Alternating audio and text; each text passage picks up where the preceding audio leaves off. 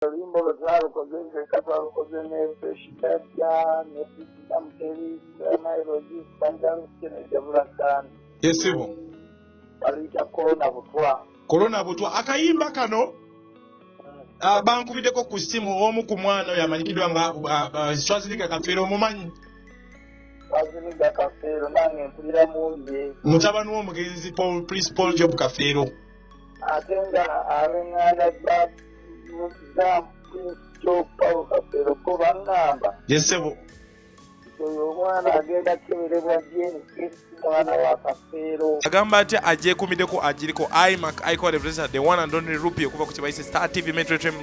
Tubaniriza nnyo abajiriko abakyajekumideko olunaku lwaleero tuba tukomyewo n'ensonga ya muzeyi daawo omuyite omwogererawo emikolo oba ayogerera emikolo n'embaga.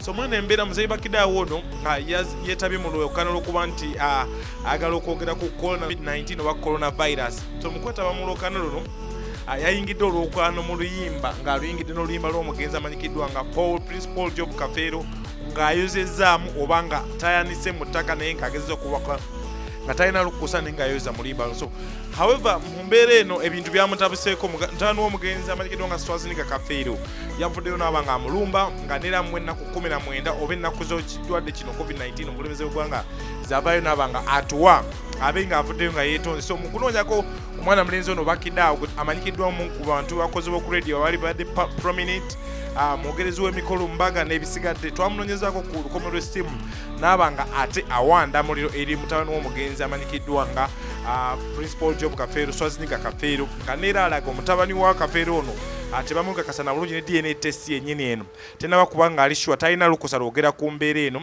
Akayimba kebazeemu kamanyikidwa nga akayimba ka Kafeero kano kaaliwo kakola ebbanga walumbe zaaya. So mubayise noba nga balwanira olumbe lwanamutta amanyikidwa nga COVID-19 oba coronavirus. So katufune mwana mulenzi amanyikidwa nga the one and only muzeyi bakidaawo okuva mu baali abazeyi b'ebbama amabekako mwamanyira nnyawo naye nga katusooke tufune eddoboozi Rupio gabo otya alistede muzeyi bakidaawo obulamu bugamba otya taata?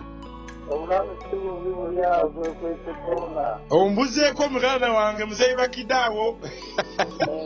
Yanga tukanga yanga tukiri. Oli wa corona yakusanga wa nera yakukwatira wa? Yakwatira wange wakane kumalimu yagenda. Ikyo gamba kampuni tekuweerezayo kamotoka ne kakuvuga oba tolinawo ka lundaganya.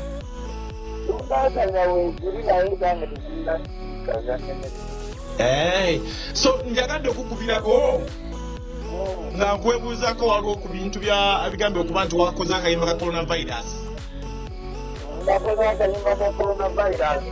Wakoze akayimba kinamutta kino ekimbe kinamutta ekya COVID-19 ng'akayimba kano kigambye okuba naawe weetabye mu lwokaano tewaagadde kuleke mabega.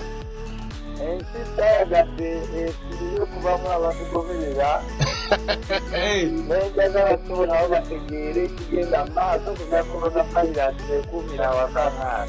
Desebo muzeyi bakidaawo. Olumbo lwetwalukogenze katwalukogenze peshitabya nefitamteri nairodi standard kene development. Yesibo. Balita corona butwa akayimba kano bankubideko ku simu omu ku mwana oyo amanyikiddwa nga Swazilika Kafeero omumanyi. Swazilika Kafeero nange mpulira mungi. Mutabani w'omugenzi Prince Paul Job Kafeero. Ate nga abenganda ba Prince Job Paul Kafeero ko bangamba. Yesebo. Oyo omwana agenda keberebwa jeni mwana wa Kafeero. Muzeyi baki omwana ono agamba bayina we nayabiri okugamba oli live ku kibaise 90.8 Metro FM. Ku Metro FM live ku Mpewo Top 10 show. Akanyume kugamba omwana agamba omuzeeyi aloosa atya mu ab'emabbali ye nga tamulooseza kubanga adda mu luyimba. Oluyimba luno kigambye lwe mwatuuze mwaluze mu luyimba lw'omugenzi. Twazipande mu luyimba kuba Kafeero yafane coronavirus tanabaawo. Kafeero teyayimba ku coronavirus. Abayimba coronavirus abageze precaution. Yayimba walumbe kyaya. Yesebo. Kakati nze okuyimba coronavirus Desebo. Olwatu baluyita coronavirus butwa ate tebaluyita walumbe ekyaya.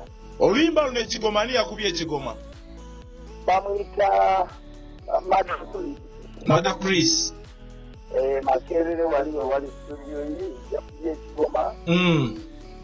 Nze nekuya Kairos netuluwandiika.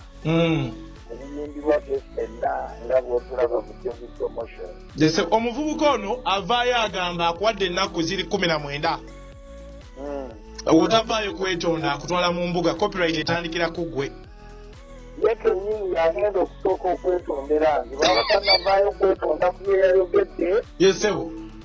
Ate nze ngenda osooka omukuba mu mbuga nga ne coronavirus tannaggwako. Yesebo. Kakati omuntu akyagenda okukeberebwa DNC nga tubona mwekakasa mwana wa mugenzi oba si wa mugenzi.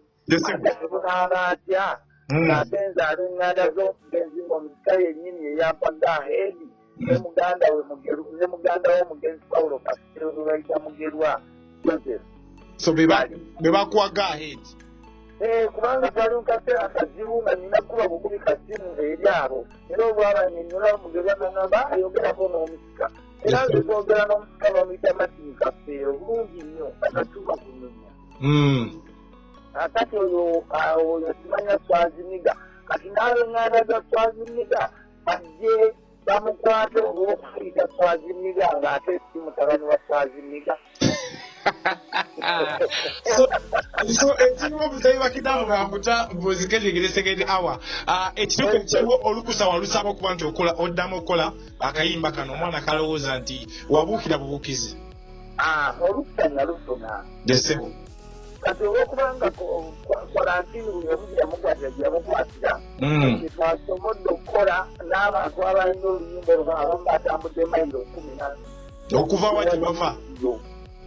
Kati okugeza Pulezida Mutebi ava Wantewo Dayaza Road. Desebo. Nze mbeera nga Nnyango Dayaza Road eno ngatta Mukalayi. Desebo. Debula kandi abeera Nansana. Miles ne Spider babeera yiri eri Dungujja. Akati ffenna okwekuŋŋaanya tekyali kyangu era ebiseera ebimu twakolanga audio nga tukola ne vidiyo byabadde byakubirira. Kati tuyinza kumalayo beeyita abaana ba Kafeero ng'ate twalabye omusika. Muzee Mwankuta bwakati busembya abantu okuva mu Jovi Promotions. Kuba mu Jovi Promotions nebaza nnyo Metro FM ne Rupi Wakali. Mwebali bannaye ku promotinga music wa Uganda. Kubanga abantu bangi nnyo akakayimba ke twatumiza aka coronavirus baakategedde mpaka wansi mu byalo. Message yabatuuseko yali tategeera message oluusi abantu abalala ze bayimbye bategedde coronavirus butwa n'amanya nti kati omuntu ateekuuma ye yafa. Olwekyo Jovi Promotions omwaka guno tulinze tujjako quarantine ono gwe tulimu ne curfew tulyoke tukomewo mu nkiike. Eshijjajja alina oluyimba olupya vidiyo era gye twatadde empya bagiyita Bongako. Namutebi naye alina oluyimba baluyita Maanyi ga Laavu olupya bulungi nnyo vidiyo eri ku YouTube. Debula kandi naye alina oluyimba olupya baluyita Ddagala. Olwekyo ffe tetukidde amaanyi weegali twagala tuddemu tuweereze bannayuganda tusanyuke n'okusimba wekitadde nteeradde mu kukyuka abantu tebatya. Mu kaseera kano tewali ali bulungi naddala mu byendya mu byennyingisa mu bya buli embeera y'obulamu emu ebadde enzibu banze mbadde nzi na maama wange nga yalwala ali ku kitanda mbaddeka nkibikigamba naye nga buli kintu nakikolera mu bugubi era n'obujjanjabi bubadde bwa bugubi n'okutambula okumutuukako ng'abaana twatambuza bigere. Kakati embeera yo si nnyangu buli omunnayuganda bwesabire tukonoke kino olaba kikuya abazungu. Nkweyaza na muzeyi bakidaawo kasa tufunye side yo njagala kuba nga kwebaza okuba nti okutta akasimu n'otubulya ekiri side yo. Waawo mukulu. Amina.